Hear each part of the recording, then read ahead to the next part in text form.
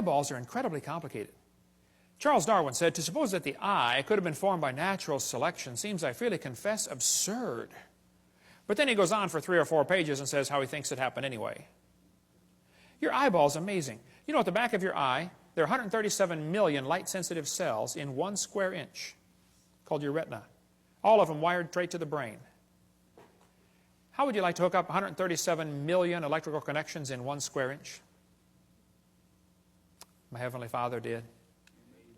He's pretty smart, isn't he? Now, I debated one atheist one time, and he said, "Hovind, the eye is an example for evolution because it's poorly designed." I said, "What on earth are you talking about?" He said, "Well, the light comes into your eye, and then it goes through blood vessels in front of the retina." He said, "That's wired backwards." He said, "The octopus has a much better eye because their blood vessels are behind the retina."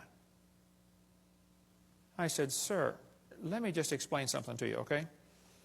I said, "We live in the air." Now, air is a pretty poor insulator for UV light. So your body is designed with the blood vessels in front of the retina. That's your body's last defense against ultraviolet light. Now, octopus live in the water. Okay? Water blocks UV light.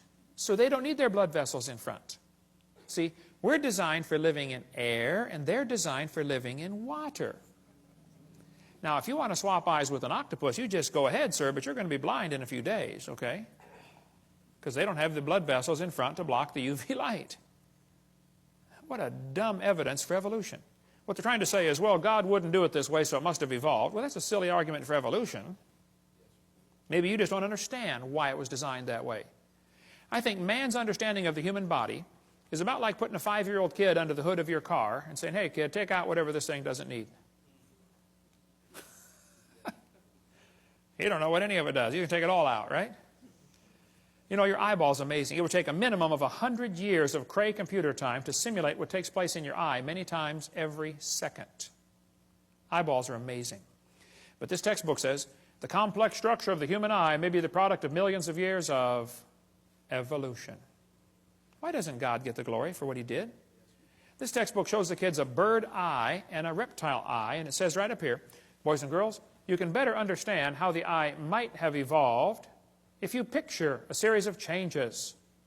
You have to imagine how it happened. Just imagine the eye changing. That's not science, imagining how it happened. Where's the evidence? See, evolution only takes place in the imagination. Never takes place in reality.